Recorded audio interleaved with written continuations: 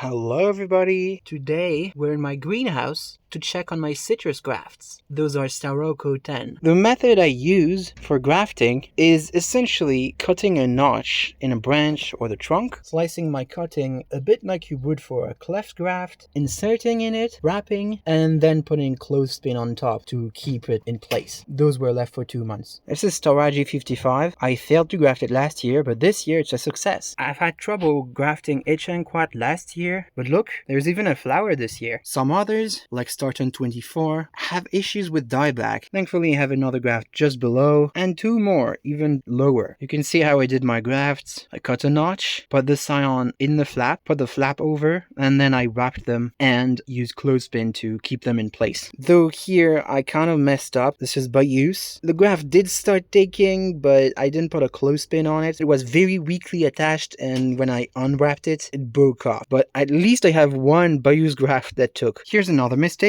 I did last year. Grafting too far away from the trunk. This is Staruzu 25. So if I ever need to cut the tree, well, I'm gonna lose that. Thankfully, it's been pretty vigorous, so I'm gonna be able to regraft it elsewhere. Similar issue with Icheng Star 70. I grafted too high. It's making the tree a bit difficult to manage. Yeah, essentially what I'm trying to do with my citrus grafts is to get trees with multiple varieties on it as backups if the ones outdoors die. And yeah, it's multi-grafted. This is just one tree, and we have Bayous, Kinga, Pulsaris Plus, Citrimon. This is a beautiful Z82 branch. I have some backup 5 stars, Starton 24, as well as Starton 15. Now that I have my grafts going, I can cut anything above them. That way, energy will go into my grafts, though keeping some growth above them can help. Those are N30 Eusanderin backups because a branch broke last year, and I decided to use that broken branch for backup grafts. Now, some other grafts I did were on these rootstocks I bought specifically for grafting, but not all of them are good. Some of them die, others fail to graft anything because they lack vigor, and others somehow succeed extremely well. These are grafts of Kinga, supposedly the best trifoliate orange around. Look how wonderfully it healed. Though on tiny rootstocks like that,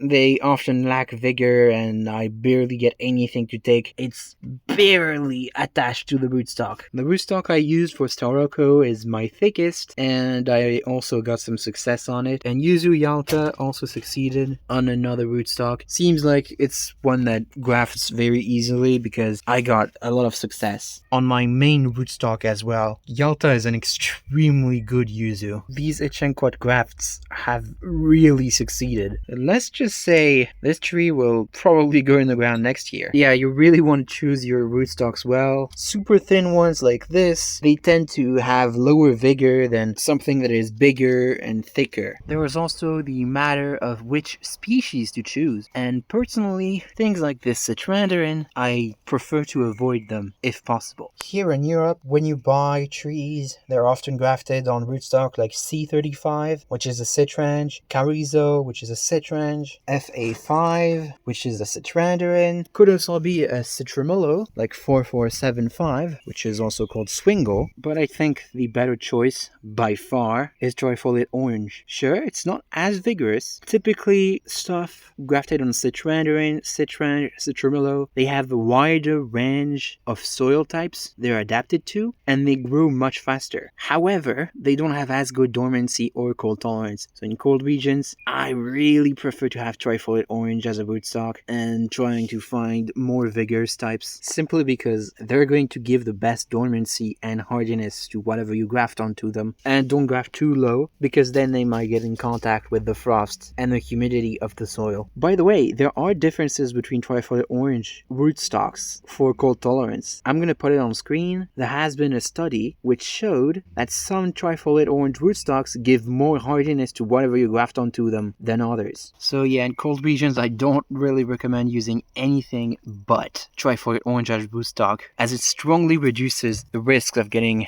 frost damage on your branches or your trunk. Though, note that vigor can be an issue, as types like Flying Dragon typically reduce vigor a lot. Flying Dragon being a trifoliate orange with contorted stems, which grows very slowly. If you get dieback in winter, and it grows less than what died back, your tree basically got worse year over over a year. But with a vigorous rootstock, and ideally from trifoliate orange, which will be hardiest, and with the best dormancy, you should gain more growth in a year than you lose. Grafting season is not over. I'm just waiting for growth to harden up, and then I can do some more grafts. But it's definitely easier to graft when trees are just waking up, or right before so. Oh, and I'm very thankful to you, Avery, for sending all these seeds of varieties we don't have in Europe. I hope they're still viable, because he shipped them a month ago, and they took some time to arrive. Benton, if I remember correctly, it's the Citrange. Iva is an improved version of Swingle. Monticello is another good Citrumelo. Bishop is an improved Citrangerine. And the Carolina Lime is, I believe, a cross of Clementine and a Citrange. Anyway, I'm gonna sow them, keep them in the greenhouse, and hopefully they're going to grow. Anyway, that's it for today. Thanks a lot for watching, and we'll see each other next week in my Slice of Tropics. Goodbye!